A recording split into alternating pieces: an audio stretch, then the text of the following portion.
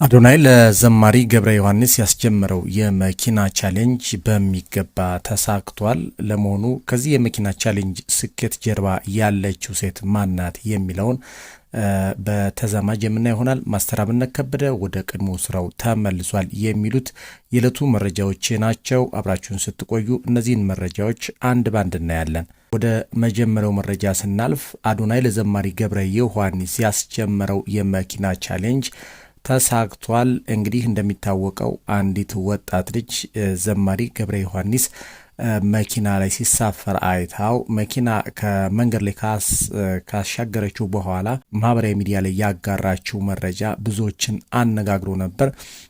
እንግዲህ ይህን የተመለከቱ ሰዎች በርካቶች ነበሩ። ከነዚህ ሰዎች መካከል አዶናይ አንዱ ነበር። ይህንን ቪዲዮ ያየው አዶናይ የመኪና ቻሌንጅ እንዲጀመርለት ያስደርጋል። እንግዲህ ይህ የመኪና ቻሌንጅ እንዲጀመር አጠር ያለች መንፈሳዊ ፕሮግራም ያዘጋጅና ዘማሪ ገብረ ዮሐንስን ከጋበዘው በኋላ የመኪና ቻሌንጁን ያበስራል። እንግዲህ ይህ የመኪና ቻሌንጅ ከተበሰረ በኋላ በርካቶች እሱን ለመርዳት ተረባርበዋል። ከተረባረቡ ሰዎች መካከል ደግሞ ዶክተር ሰላማዊት ሞገስ አንዷ ናት። እንግዲህ ዶክተር ሰላማዊት ሞገስ ስማይል ዴንታል ክሊኒክ የሚባል የጥርስ ክሊኒክ አላት። እንግዲህ ይህንን ካየች በኋላ በ48 ሰዓታት ውስጥ የእሷ የቲክቶክ አካውንት ወደ 1 ሚሊዮን ካደገ ዘማሪ ገብረ ዮሐንስ የመኪና ቻሌንጁን ለመስጠት ወይም ደግሞ የመኪና ስጦታውን ለመስጠት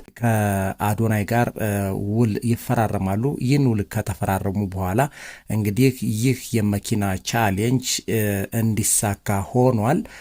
በ48 ሰዓታት ውስጥ 1 ሚሊዮን በማስገባት አዶናይ የዘማሪ ገብረ ዮሐንስን የመኪና ቻሌንጅ አሳክቷል።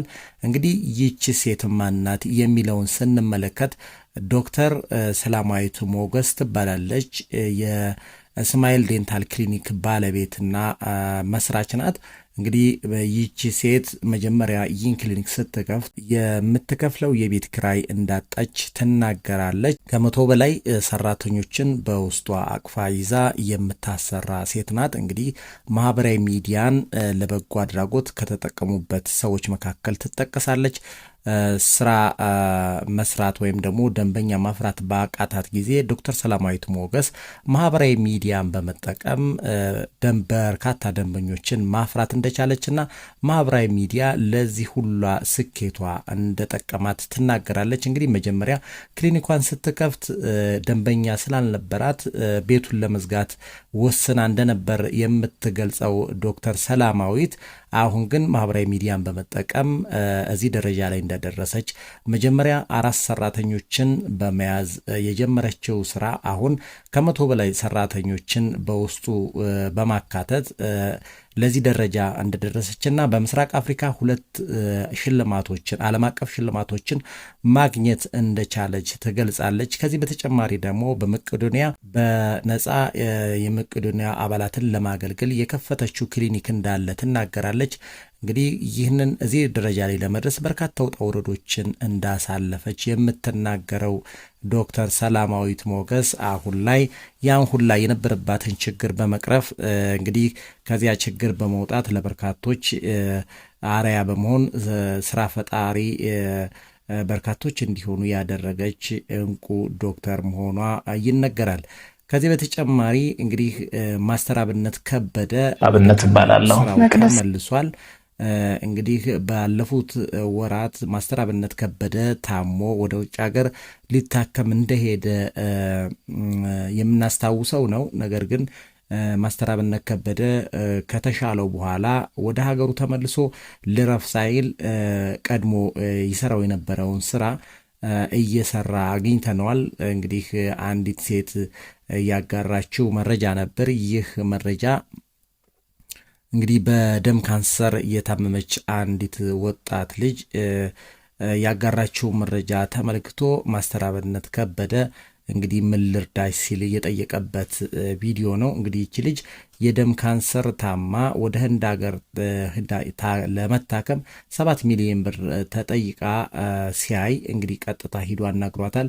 ምን እንደሚያስፈልጋትም ጠይቋታል። እንግዲህ ይህ የሕክምና እርዳታ እንዲሳካ የሁላችንም ርብርብ የሚጠይቅ ነው። እንግዲህ ይህንን በበላይነት የሚያስተባብረው ማስተር አብነት ከበደ ነው።